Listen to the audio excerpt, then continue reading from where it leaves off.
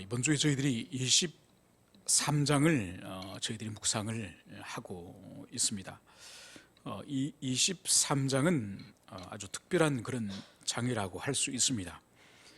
그러니까 예수님께서 이 지상에 계실 때에 이 복음서를 통해서 당신의 성품을 아주 풍부하게 드러내셨습니다.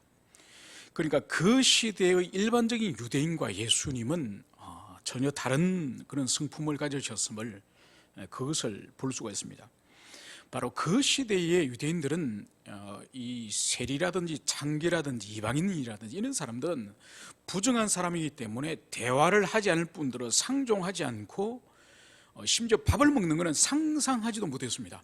그런데 우리 예수님은 우리가 알다시피 세리나 창기와 함께 식사를 주님께서 나누셨고, 그리고 사마리아 마을에 가서 우물가에 있는 그 남편이 5이나 되었던 그 여인과도 대화를 나눴고, 그리고 그 마을에서 청을 하니까 마을에서 주무시고 가시기도 하고, 또 이방인 수가성에 가서 그 여인의 딸이 귀신 들려서 미쳐 있는데 그 이방인 성에 가서도 환자를 고쳐주시는, 그래서 당대 유대인들은 세리나 창기나 이방인들은 아예 상종도 하지 않았는데 주님은 함께 먹고 마시는 그런 모습을 보여줍니다. 그리고 더 나아가서 같은 유대인이기도 하지만은 육체적으로 부정한 사람들이 있지 않습니까? 소경이라든지 귀머거리라든지 또 안 그러면 중풍병자, 안전뱅이들, 이런 사람들은 문둥병자, 심지어 예수님이 죽은 사람까지도, 시체까지도 몸에 손을 대셨지 않습니까? 그러니까 같은 유대인이라도 질병에 따라서 또는 죽은 자기 때문에 이미 송장에도 불과한데 주님께서 말씀으로 그 사람을 살릴 수도 있음에도 불구하고 죽은 자의 몸을 만지면서 일어나라, 이렇게 주님께서 인간을 향한 주님의 사랑을 그분의 인격과 삶의 온 무게를 실어서 그것을 공생의 가운데 제자들에게 보여줍니다. 그래서 당신이 얼마나 인간을 지으신 창조주로서 인간을 향한 지극한 헌신과 사랑이 있으시는지 그 시대의 유대인 중에 한 사람으로 태어나셨지만은 전혀 다른 그런 인간에 대한 관점을 가지고 있는 것이죠. 그리고 우리가 알다시피 어린 아이들이 가까이 왔을 때에 심지어 주님의 제자들마저도 아이를 쫓아버리려고 했지만은 주님은 그 아이를 안으시고 안수기도 해주는 그런 모습을 보여주고 있습니다.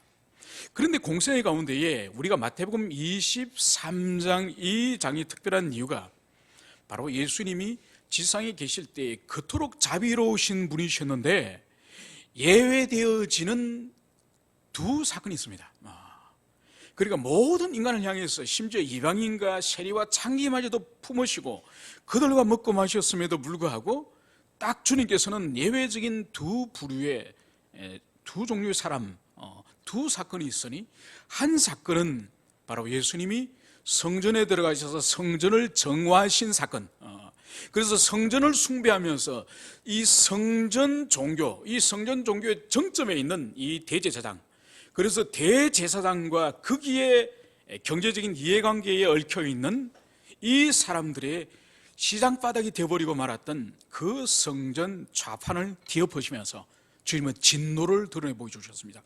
이것이 인생들에 대한 모든 자비의 예외로서 첫 번째의 경우고, 오늘 이 두 번째 경우가 바로 화이설진저, 이 저주를 선언한 이 대상이 누군가 하니까 바리새인들과 서기관이에요.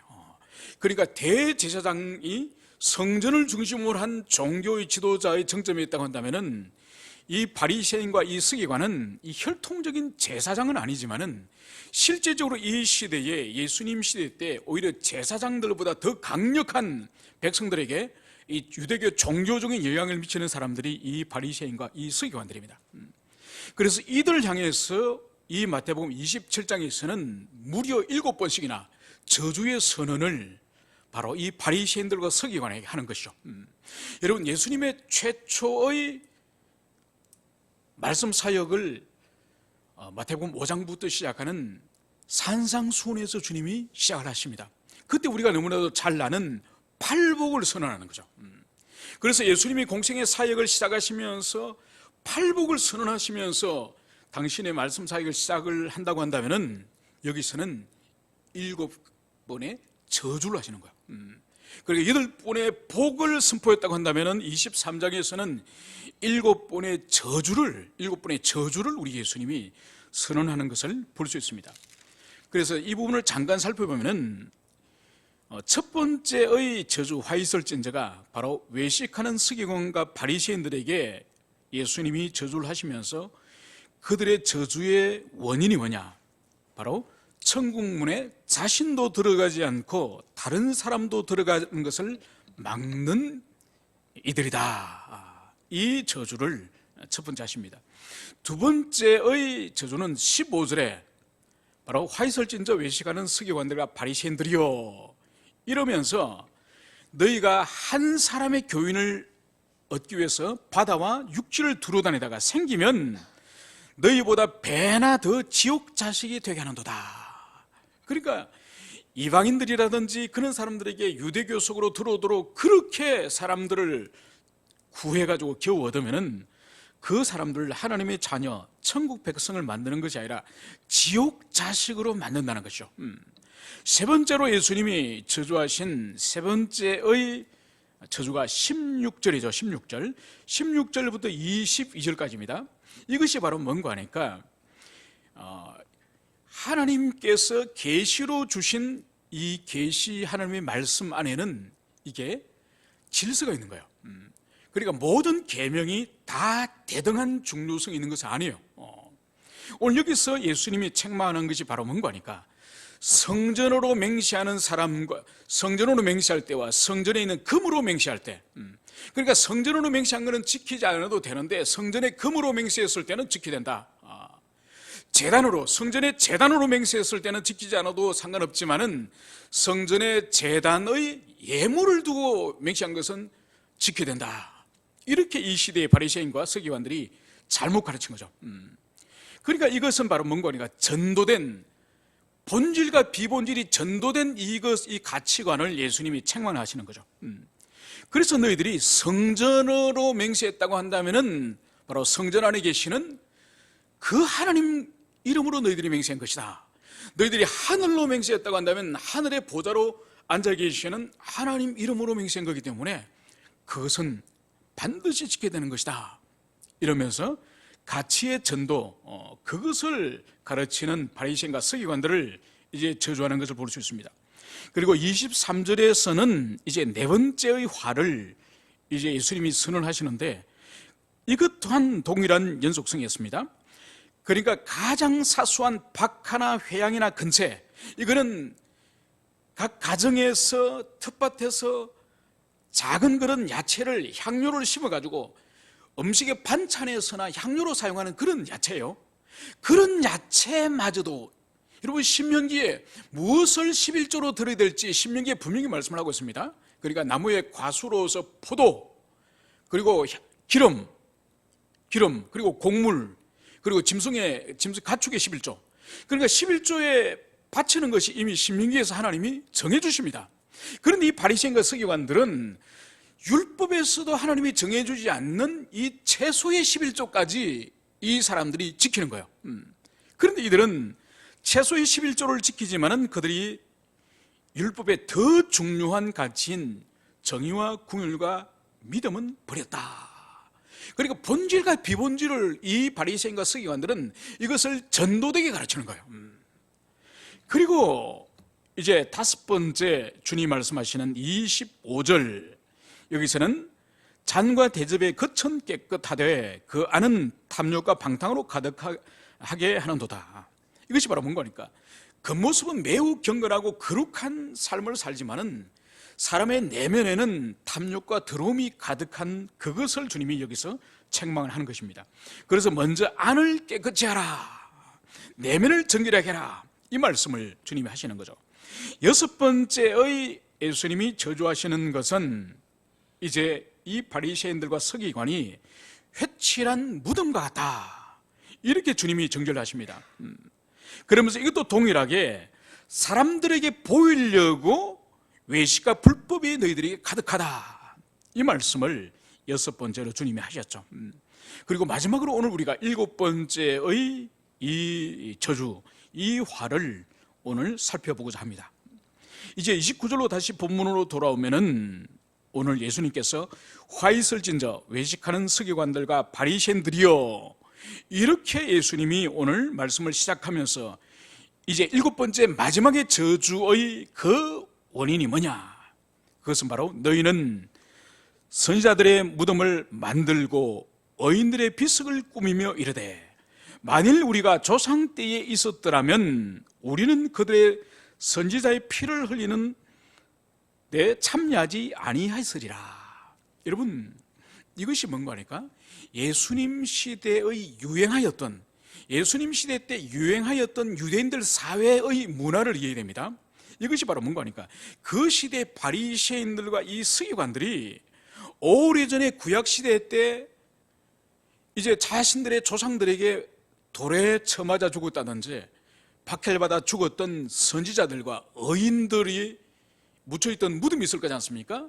그 무덤들을 이 예수님 시대 때 이 바리새인들과 서기관들이 많은 돈을 들여가지고 이 무덤을 화려하게 꾸미고 비석을 세워주고 이런 일들이 예수님 시대 때 아주 유행을 했습니다.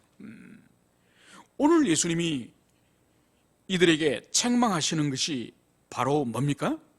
너희들이 지금 선지자와 의인들의 비석과 그 무덤을 너희들이 만들고 있지만은 그러면서 너희들의 입으로 만일 우리가 조상 때에 있었더라면 우리는 그들의 선지자의 피를 흘리는데 참여하지 않았으리라. 지금 이 바리새인과 서기관들이 오래전에 자기 조상들로부터 박해를 받아 죽었던 그 사람들의 무덤을 만들고 묘비를 만들면서 이들이 하는 말이 뭔가요? 우리가 만약 옛날에 우리 조상들이 선지자를 때려 죽일 때, 선지자를 그렇게 박해하여 죽일 때 우리가 그 시대에 태어났다고 한다면 우리는 그 시대에 선지자를 죽이는 그 일에 우리는 참여하지 않았을 것이다, 이 말을 하는 거예요. 여러분, 이것은 뭔가 하니까 이 사람들이 자신들이 과거의 의인들의 무덤을 만들고 의인들의 비석을 만드는 그 일로서 의인들에 의해 참여하고 있다고 생각하는 거예요. 여러분, 이것은 오늘날 우리들에게도 비춰볼 때에 우리들에게 있어서도 매우 경고가 되는 그런 메시지를 볼 수 있습니다. 여러분, 과거의 지나간 역사에 대해서, 특히 신앙의 선조라든지 과거의 역사에 대해서 이렇게 쉽게 정죄를 하고 쉽게 판단을 잘하는 사람들이 있습니다. 그리고 예컨대 오늘날 이 시대에 이제 보면은, 이 시대 보면 지금 민족주의 바람이 다시 우리나라에 불지 않습니까? 그러면서 과거에 친일 활동을 했던 사람들, 친일 부역을 했던 사람을 지금 사회적인 분위기가 정죄를 하지 않습니까? 정죄를 하고 또 한쪽 방면은 뭔가 하니까 서운을, 훈장을 줘야 된다는 거죠. 여러분, 오늘 이 예수님께서 이 시대 바리새인과 서기관을 향해서 책망하는 이 원리와 오늘날 70년 전, 100년 전에 항일운동을 하였던 사람들 향해서 오늘 이 시대가 훈장을 주자 그러고, 그러면서 그 시대 사람들을 칭송을 하면서 마치 훈장을 주고 서운을 하자는 그 사람이 그 시대의 애국자들에게 마치 자신이 그런 사람인 것처럼 동일시하는 그런 분위기들이 있습니다. 여러분, 이거는 꼭 그런 문제뿐만 아니더라도 과거의 어떤 선배들이나 과거의 사람들을 판단하고 정죄하면서 그 정죄에 자기의가 가미되는 그것을 볼 수 있습니다.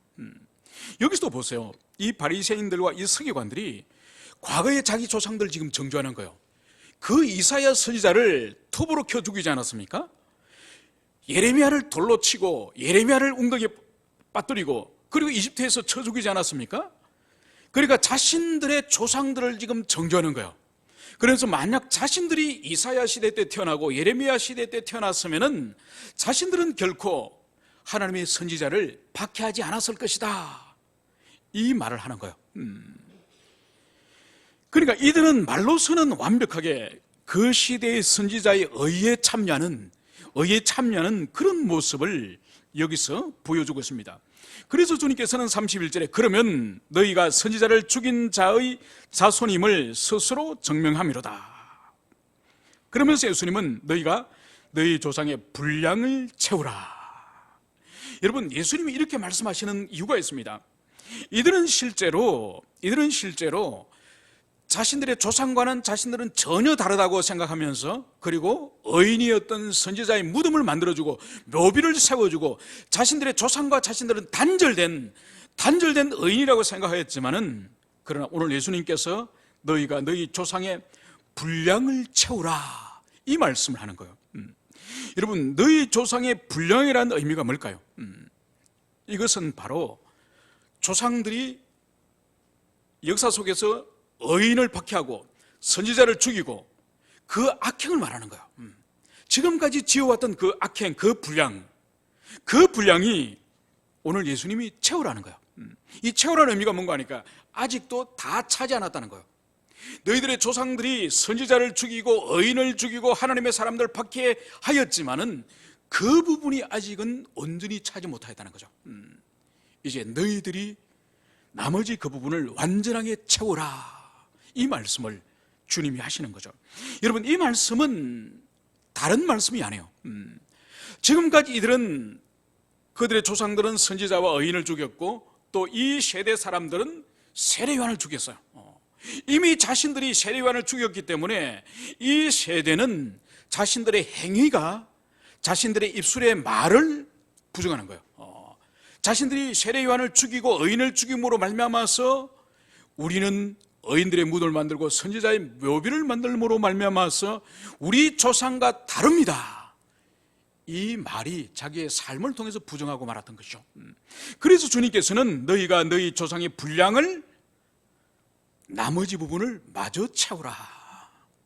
이것은 이제 선지자 중에 선지자시고 메시아이신 이제 그리스도 예수를 마지막으로 죽임으로 말미암아서, 그분을 십자가에 못 박음으로 말미암아서 이제 드디어 나머지 악을 채워라, 이 말씀을 주님이 오늘 여기서 하시는 거죠. 그러면서 33절에 이제 예수님께서 이 바리새인들과 이 서기관의 정체가 무엇인지, 그리고 그들의 장래의 운명이 무엇인지, 그것을 33절에서 말씀을 하고 있습니다. 뱀들아, 독사의 새끼들아, 너희가 어떻게 지옥의 판결을 피하겠느냐. 여러분, 이 바리새인들과 서기관들을 오늘 예수님이 부르는 호칭이 뭐죠? 뱀들아, 독사의 새끼들아. 여러분, 바리새인과 서기관들이 그 시대에 어떤 사람이었습니까? 그러니까 일평생을 바리새인들의 그 학교 과정을 수료하고 평생을 율법을 연구해서 그 소수의 바리새인들 가운데서 율법학자로 세워지는 그런 사람들이에요. 그리고 오늘날로 환원한다고 한다면은 목회자들이겠죠. 그리고 목회자들 가운데서도 신학적으로 탁월한 사람들이 유학을 가서 학위를 받아와서 신학교 교수, 신학교 선생이 되는 거죠. 그러니까 오늘날 이 바리새인들과 서기관, 이 율법학자들은 그대로 문자적으로 대비를 한다고 한다면은 목회자들과 신학자들, 신학교 교수들, 이런 사람을 지칭한다고 볼 수 있죠. 바로 그 시대의 가장 종교적으로 존경을 받는 가장 탁월한 율법의 학자들인 이 사람들을 향해서 예수님의 호칭이 바로 뱀들아, 독사의 새끼들아, 이렇게 부르는 거예요. 여러분, 유대인들 향해서 뱀과 독사의 새끼라고 하는 것은, 이것은 자명한 의미예요. 이것은 바로 마귀의 자식을 말하는 거예요. 사단의 자식을 말하는 거예요. 그래서 예수님이 이어서 하시는 말씀이 너희가 어찌 지옥의 판결을 피하겠느냐. 지옥의 판결을 너희들은 절대로 피할 수 없다, 이 말씀을 하는 거예요. 여러분, 얼마나 충격적입니까? 얼마나 충격적입니까? 그러니까 2000년 전에 그 백성들을 여호와께로 인도하고 여호와 앞에서 살게 하고 모든 율법을 어떻게 하면 더 온전히 지킬 것인가를 평생을 고민하면서 살았던 그 율법의 교사들을 바로 마귀의 새끼들아, 예수님이 그렇게 부르시면서 너희들이 절대로 지옥을 피할 수 없다, 이 말씀을 주님이 하시는 거죠. 여러분, 이 말씀은 2000년의 세월이 지났지만은 오늘날도 여전히 유효합니다. 여러분, 2000년 전에 예수님이 오셔서 메시아로서 그렇게 사역하셨는데도 주님을 알지 못하고 주님을 깨닫지 못하고 오히려 주님을 박해하고 주님을 조롱하였던 그 사람들의 중심이 누굽니까? 바로 이 종교 지도자들이죠. 오히려 주님을 그나마 따랐던 사람들은 그 시대에 낮은 계층에 있던 그런 사람들은 주님을 따랐습니다.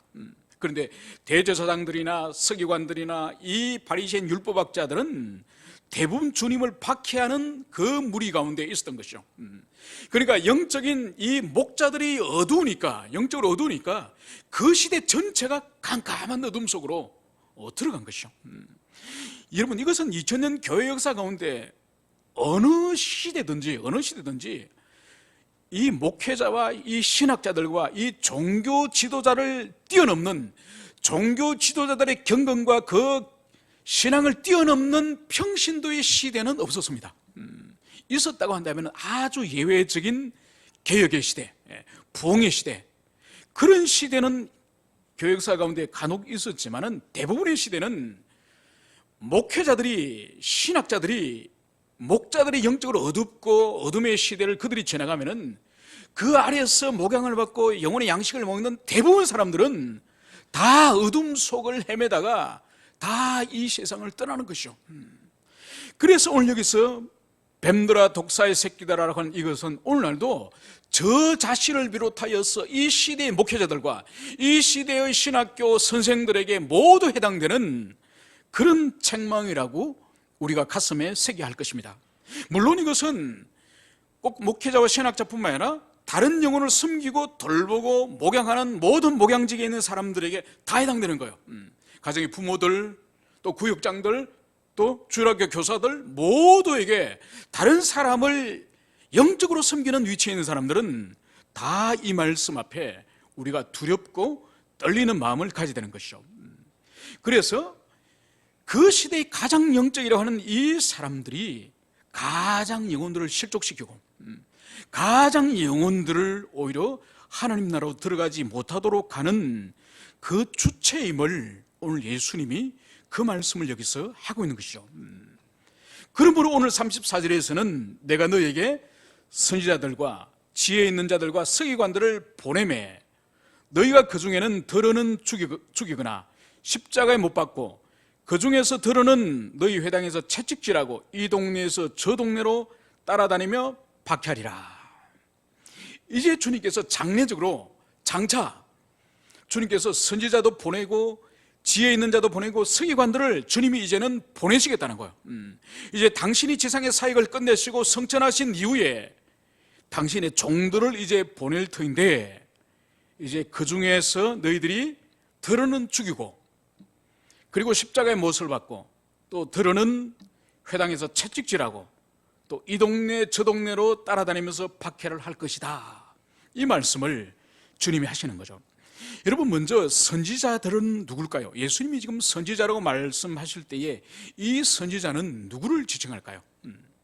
이것은 문자 그대로 선지자를 볼 것이 아니라 구약의 연속성에서 볼 때는 사도들을 말하는 거죠. 그러니까 구약의 선지자가 하나님의 말씀에 대언을 하여서 또 그 말씀을 문서로 기록한 사람들이 선지자지 않습니까? 그죠? 그것처럼 사도들이 그리스도의 말씀을 받고 또 그리스도의 말씀을 이제 문서로 기록을 하니 이 선지자는 사도들이 분명합니다. 그리고 지혜 있는 자들, 1차적으로 이 지혜 있는 자들은 스데반과 빌립을 비롯한 7명의 사역자를 말하겠죠. 뿐만 아니라 모든 신약교회에 있는 하나님의 종들을 다 지칭하는 것입니다. 그리고 여기 있는 서기관들 마찬가지입니다. 이 서기관은 예수님이 저주하실 때 그 서기관이 아니에요. 이 서기관은 바로 저주를 받을 만한 그런 서기관이 아니라 예수님의 말씀을 이제는 가르치는 말씀의 교사들, 그러니까 신약시대 교회시대 때 모든 목회자들과 영혼들을 섬기는 말씀에 가르치는 구역장님들이나 부모들이나 이 사람들이 다 여기에 포함되는 거죠. 그래서 말씀으로 다른 영혼을 섬기는 그런 사람을 말하는 거죠. 그래서 이런 당신의 종들을 이제 주님께서 앞으로 하늘로 올라가신 이후에 보내실 터인데, 이제 그 사람들을 이제는 더러는 죽이고 또 십자가의 못을 받고 또 채찍질을 하고, 그리고 이 동네 저 동네를 따라다니면서 박해를 할 것이다, 이 말씀을 하는 거죠. 여러분, 신약 성경 안에서 죽임을 당한 사람들이 누가 있죠? 스데반이 제일 먼저 죽임을 당하죠. 그리고 야고보 사도가 죽임을 당하죠. 그리고 또 누가 있습니까? 베드로는 거꾸로 십자가에 못 박혀서 죽고, 또 바울은 목이 잘려서 죽고. 그러니까 신약 시대 때 성경의 이 역사 안에서도 벌써 여러 명의 당신의 종들이 죽임을 당합니다. 그리고 바울이 가는 곳마다 이 유대인들이 성읍마다 따라다녀. 그래서 이 성읍에서 복음 전하면 유대인들이 따라와서 박해를 하면 또 저 성읍으로 도망가고, 계속 추적을 하면서 그렇게 당하는 모습을 보여주고 있습니다. 그러니까 주님이 미리 지금 예고를 하시는 거죠. 그리고 35절에서는 그러므로 어인 아벨의 피로부터 성전과 제단 사이에서 너희가 죽인 바라가의 아들 사가랴의 피까지 땅 위에서 흘린 의로운 피가 다 너희에게 돌아가리라. 내가 진실로 너희에게 이르노니 이것이 다 이 세대에 돌아가리라. 오늘 예수님께서는 의인의 죽음, 의인의 흘린 피에 대해서 어떻게 응보하실 것인지 그것을 말씀을 하고 있습니다. 우리가 알다시피 창세기에 의인 아벨, 형 카인으로부터 죽임을 당한 아벨의 피로부터, 그리고 성전과 제단 사이에 죽임을 당한 사가랴, 이 사람은 바로 요아스 왕 시대의 죽임입니다. 요아스 왕 시대의 이 스가랴가 이 왕에게 진을 합니다. 충고를 하는 거죠. 그런데 이 의로운 이 스가랴를 하나님의 성전 안에서 때려 죽입니다. 그래서 창세기의 아담의 아들 이 아벨에 흘린 이 피부터 이 스가랴의 피까지, 이 피를 오늘 예수님께서는 다 너희에게, 이 세대에게 돌아갈 것이다, 이 말씀을 여기서 하시는 거죠. 여러분, 왜 이 세대에게, 예수님 눈앞에 있는 이 세대에게 지금까지 창조 이후로 흘렸던 의인의 피에 대한 피해값이 왜 이 세대에게 돌아가겠습니까? 그것은 바로 주님께서 오래 인내하셨지만은 바로 이 세대가 메시아이시고 선지자 중에 선지자이신 그리스도 예수를 마침내 이 세대가 죽임으로 말미암아서 하나님의 인내가 끝나고 하나님의 진노가 이 시대에 부어짐을, 그것을 보여주는 거죠. 그래서 이것은, 이 주님의 이 말씀은 역사 속에 그대로 성취가 됩니다. 언제 성취가 되느냐? AD 70년 예수님이 하늘로 올라가신 한 40년 가까이 되어서 이 일이 역사 속에서 성취됩니다. 그러니까 AD 70년에 로마의 티투스 장군이라 하는 사람이 예루살렘 성을 다 포위를 하는 거죠. 포위를 해가지고 이 성이 무너지고 성전이 불탑니다. 그러면서 수많은 사람들이 학살당하고 떼죽음을 당하는 거죠. 그때 일단의 무리들이 이 성을 탈출해가지고 마사다 요새라고 하는 절벽과 같이 깎아지른 이 요새 속으로 수천 명이 그 성으로 파고 들어갑니다. 거기서 3년을 버텨요. 3년을 버티면서 마지막에 물과 식량이 다 이제 떨어져 갈 때에, 이제 모두 식량과 물이 떨어지고 나서 항복을 하면은 너무 수치스러운 거니까 항복이 아니라 이 사람들이 자결을 결심합니다. 그래서 이 전사들이 먼저 자기의 부인과 자기의 자식을 먼저 죽이고, 그러고 나서 서로가 서로를 칼을 찔러가지고 다 죽임을 당하는 거죠. 그래서 로마 군대가 그 마사다 요새를 이제 들어가 보니까 모두가 죽고 딱 한 명의 여인이 살아남은 거예요. 그래서 살아남은 그 여인에게 로마군이 들어가기도 전에 다 죽어 있으니 도대체 이 일이 어떻게 된 일인지 그 이유를 물어보니까, 이제 마지막 항전을 앞두고 이제 그들이 스스로 자결하기로 결정한 거예요. 그래서 스스로 서로를 향해서 칼로 찔러가지고 모든 사람이 죽임을 당하는 일이 AD 70년에 있습니다. 그리고 AD 135년에 가면 또다시 쿠로바의 난이라고, 이 난이 또 예루살렘에 또 있습니다. 그래서 예루살렘에 또 모든 사람들이 학살을 당하는 그런 일이 로마 제국으로부터 있는 거죠. 그래서 AD 70년 135년 두 차례에 걸친 대학살이 이 예루살렘을 영원히 황폐하게 그렇게 만들어버린 거죠. 그래서 오늘 예수님께서 이 바리새인들과 이 서기관들의 중심이 된 이 유대교의 거짓 종교, 이 거짓 종교가 얼마나 하나님 앞에 진노의 대상이 됐는지 바로 의인들의 피가 이 세대에 다 돌아갈 것이다, 이 말씀을 주님이 하셨습니다. 바로 이 하나님은 동일하게 2000년이 지났어도 지금도 동일한 그 하나님이세요.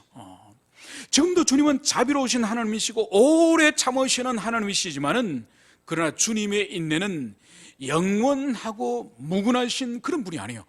때로는 우리 개인을 다루시고 때로는 한 민족과 한 공동체를 다루셔서 주님께서는 사랑과 함께 당신의 진노를 보이시고 자비와 함께 당신의 노하심을 드러내시는 그런 분이심을 오늘 예수님께서는 명백하게 그것을 계시하고 있습니다. 저희들이 하나님의 무한하신 자비와 함께